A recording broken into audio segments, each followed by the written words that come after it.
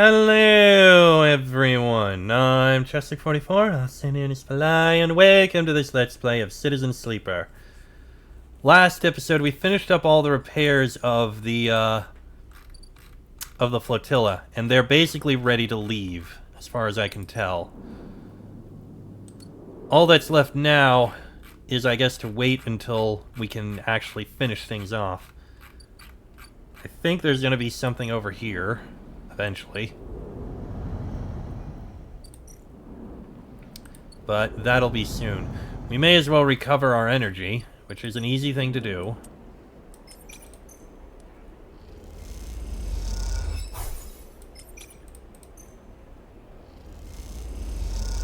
I still have a little bit of time, so I'll throw this, get some things out of here.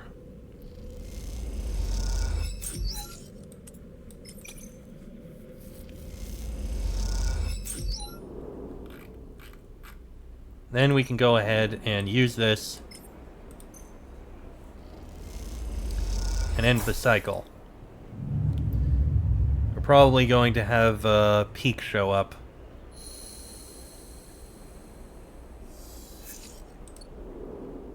Or maybe not. Maybe we just need to have time pass for the rest of these cycles. Yeah, looks like we gotta let a few more cycles run by. Alright, if that's what's gonna happen.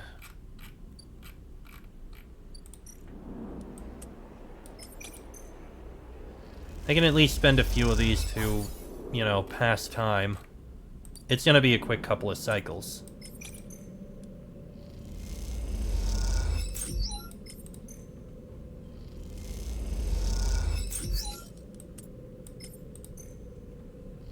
Not like I necessarily need to spend all of these, but I mean I am.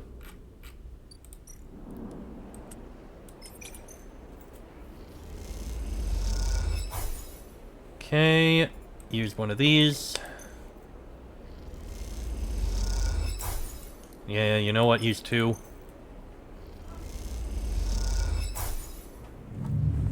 There we go.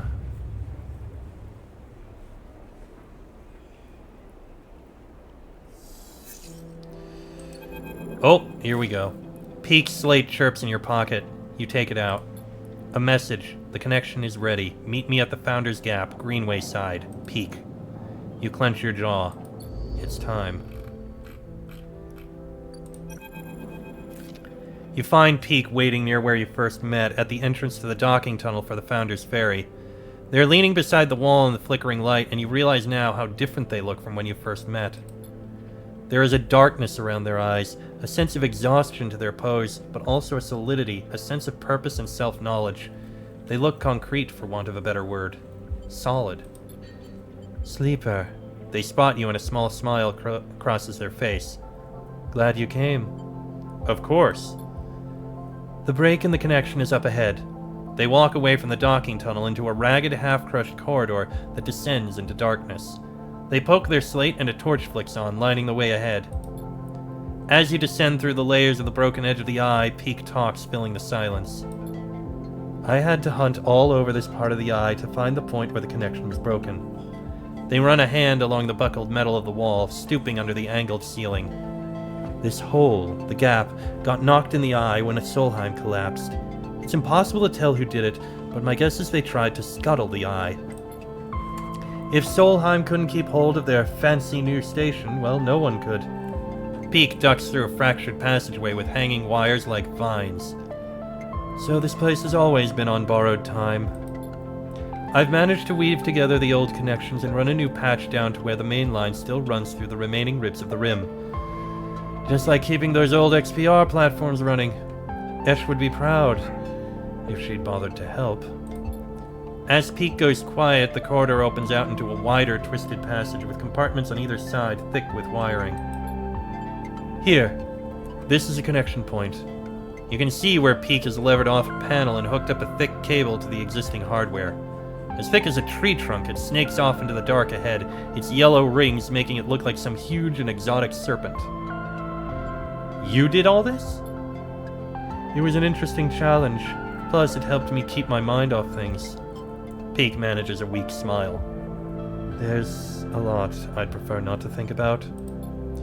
You both stand there, staring at the point where the new cable meets the old one, the ends separate, fitted with multi-pin male and female connectors and braced inside a metal framework with a scissoring mechanism. Bring them together, seal them, and the green wave will be connected to the rest of the eye for the first time in decades. Peak shifts their weight onto one hip, pushing their hair out of their eyes. I feel like this should be more momentous, like there should be some ritual or ceremony.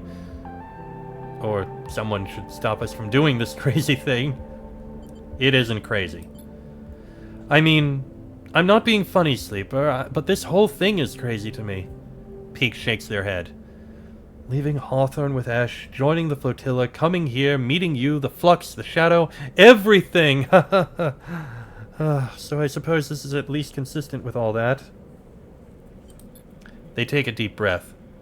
Okay. They look at you with mild panic. They hold both sides of the supporting framework ready to scissor it closed.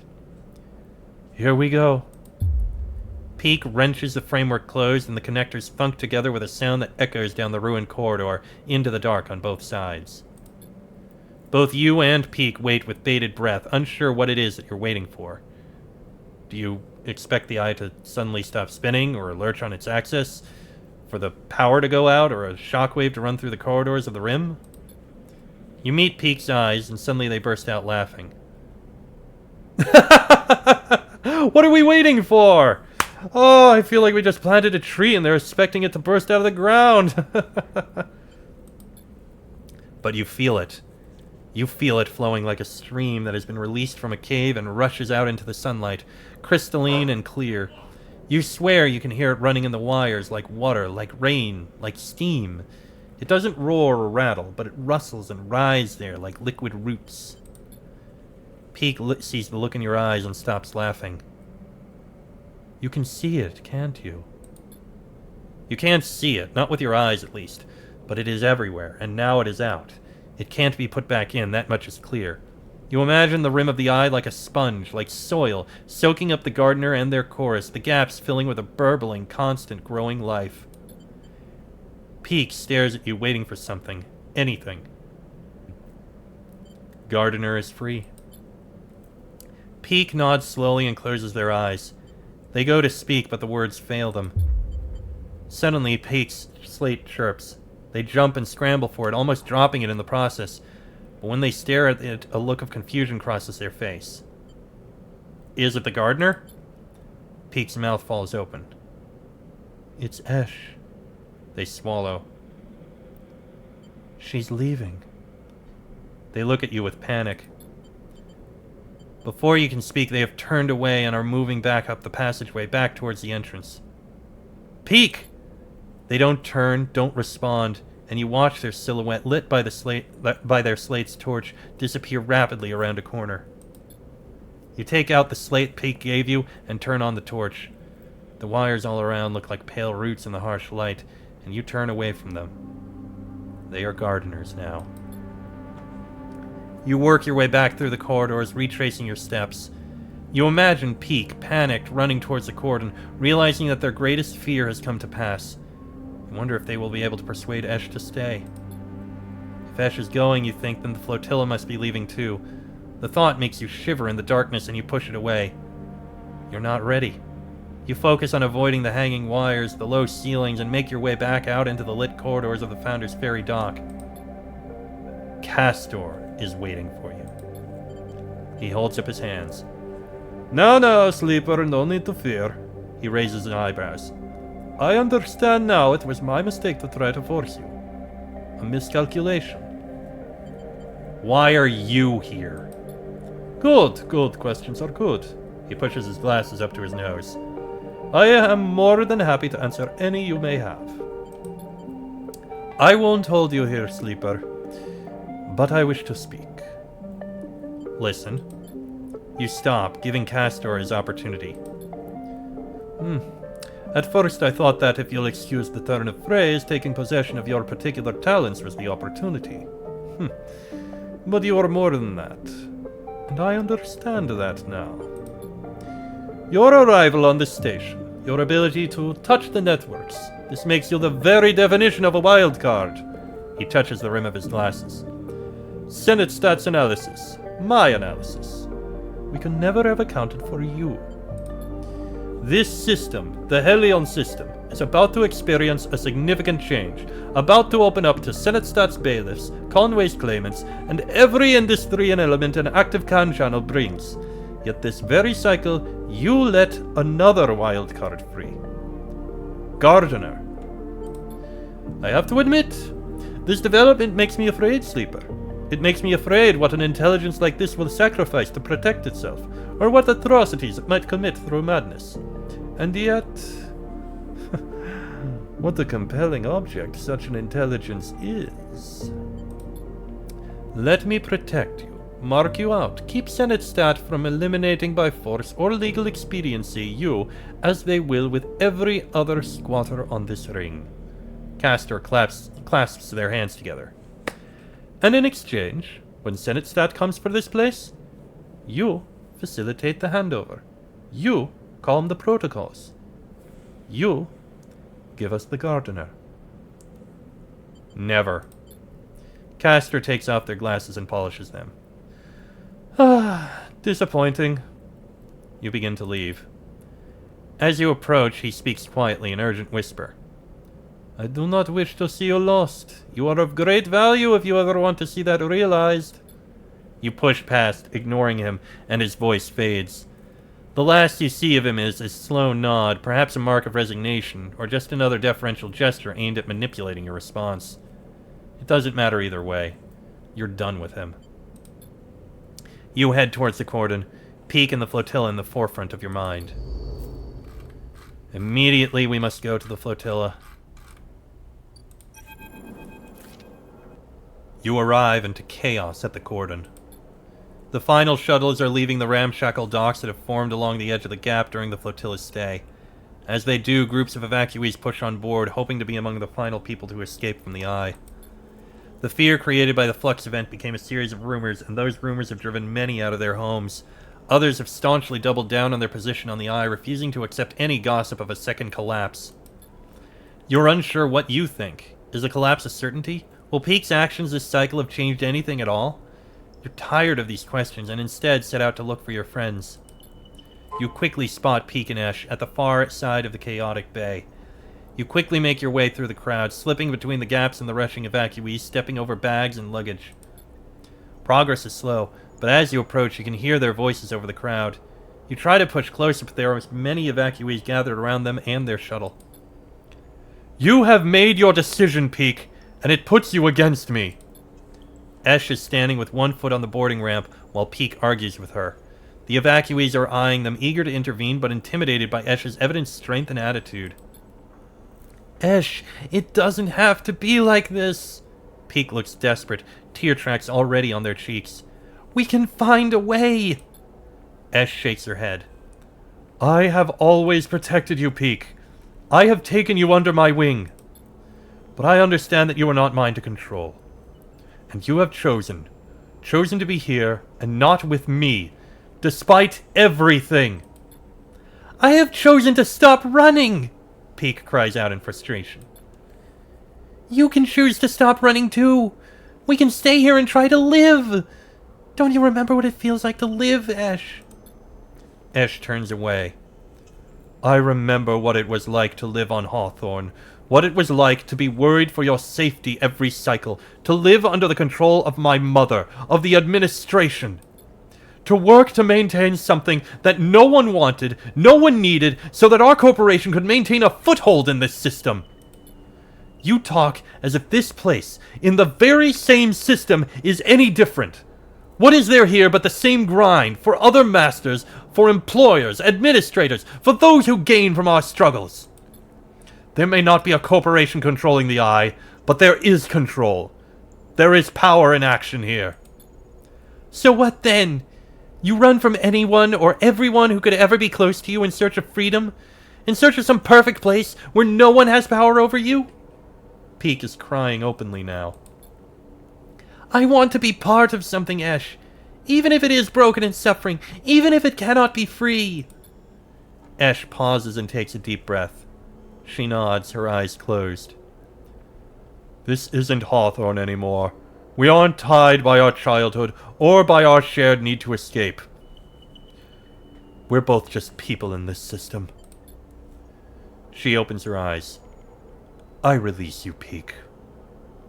You are free of me. Esh, please. They hold out a hand. There is a life here if you want it. Esh turns and smiles at Peak, her eyes wet now too. Then you live it for me, Peak. I can't. And she climbs up the boarding ramp, the evacuees taking their chance to climb on board too. You watch as the shuttle closes its ramp, lifts off, and leaves the bay. The crowds are dispersing now as they get onto the shuttles or say their goodbyes and move back into the main part of the cordon. You push past the last of them to reach Peak. Peak doesn't turn as you come closer. Sleeper. Esh is gone. She chose to leave. Peak nods. I've known her my whole life. They wipe their face. But since we arrived, we've been going different directions. They turn to face you. I'll miss the Briar, but she'll serve Esh well. I know that. Sleeper! The shout takes you by surprise, and as you turn, you see Sol coming across the bay towards you, the last two shuttles loading up behind him. He reaches you, his suit hissing as he does. Can't believe you'd make an old man run across this bay to get you. He pauses to take a breath. The Singers have gone. They left at the start of the cycle. They broke away from the flotilla. You smile as you think of Tala, safely cradled within one of those Singer ships, on her way to the Starward Belt and hopefully a reunion with her brother. Godspeed, Tala. What are you smiling at? Sol interrupts your thoughts. They've forced our hands. We have to leave now. If we follow close enough behind, maybe they'll end up being our scouts anyway. I reckon any hostile spaces out there will give them a wide berth. Pilgrim Seed will need a little time to make our way out of the cordon, but I'm heading back now to get her started. Thankfully, the steppe ships are sticking with us, so we'll be plenty well supplied for this journey to the belt. Anyway, I didn't plod all the way over here to tell you that. Sol looks between you and Peak with a raised eyebrow. It's now or never, Sleeper. I'm good to my word, and I kept a berth for you, but this is your last chance to make it. He scratches at his beard. Make a call. You glance out at the flotilla beyond the bay, beautiful in the light of Helion's sun. You think of the long journey to the Starward Belt, of the people inside the Pilgrim Seed, of the possible futures that await. Then you think of the people here on the Eye, of Peak beside you, of the Bantayan, of Tala, and the key that still hangs around your neck, of promises and possibilities. As I have said, I choose stay. You open your mouth to speak and realize this is the final time you will make this choice. You have to be sure. I'm staying. You say the words, and the moment you do, the weight of it all seems to descend on you. You stumble a little, and then stand straight, refusing to be crushed. You feel a tightness in your chest and a haze blurring your thoughts. Sol nods. Good luck. You'll need it. He grips your shoulder and meets your eye. In the haze, his pitted and rough hand feels so real, so detailed, that it grounds you. And then it is gone, and Sol goes with it, quickly moving to the waiting shuttle. As he does, you watch, unable to speak, your whole body pulsing. And then another hand falls on your shoulder and it grounds you once more. You turn to see Peak's bright eyes. Let's go, Sleeper. You nod, and seeing how unsteady you are on your feet, Peak puts an arm around you and steers you towards the entrance to the bay. As they do, you hear the roar, feel the wind as the shuttle lifts off and angles toward the flotilla. You don't turn. Instead, you keep your head down and focus on each step. As you do, you feel Peak beside you, holding a little of your weight, and you holding a little of theirs. This is how it will be for many cycles after you both leave the bay and head back into the Eye. You will both hold things for each other, remind each other of the choices you made, remind each other of why it is important to keep going despite the moments when it seems impossible. You will keep each other going. That support will be vital when the second flux event hits the Eye, when it knocks the entire free spoke off the power grid, making the whole station lurch with a sickening motion, when it cripples systems and corrupts processes, leading sections of the station to go dark or start venting oxygen, when holding on is all you can do, while the world seems to come apart around you. And yet, somehow, the Eye will persist. Systems will resist total collapse in ways that will seem inexplicable to many, but to you and Peak, they will signal the awakening of a new force within the station.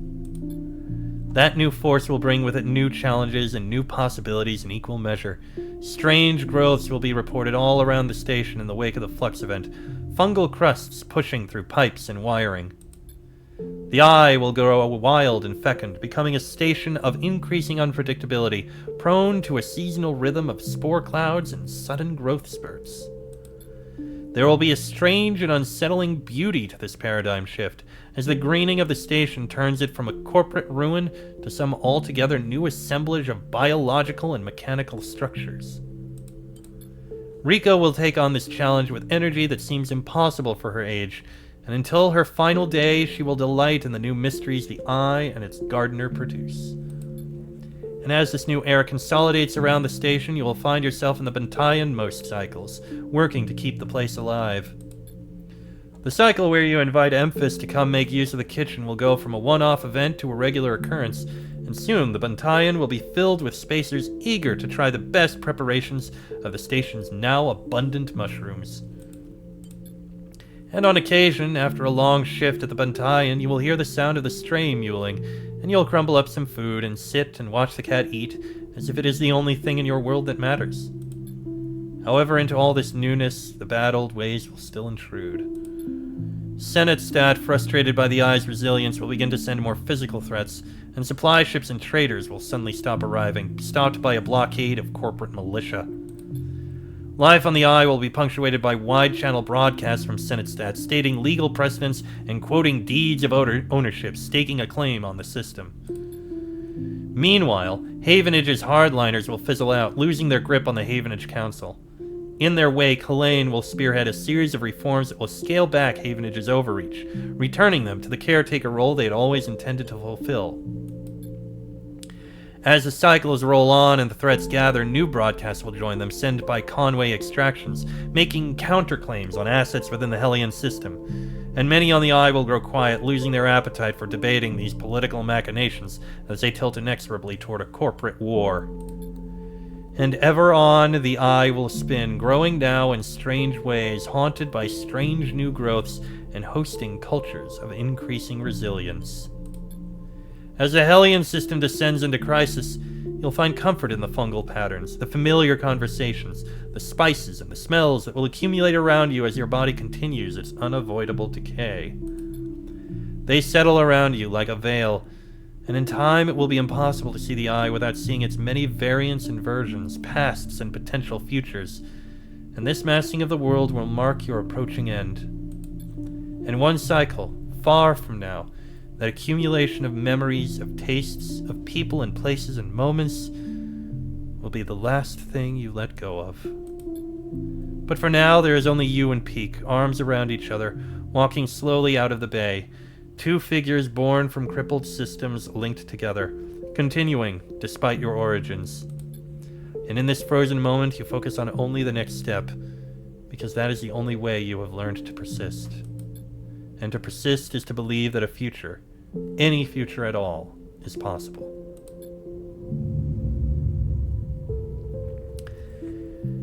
And so ends Citizen Sleeper.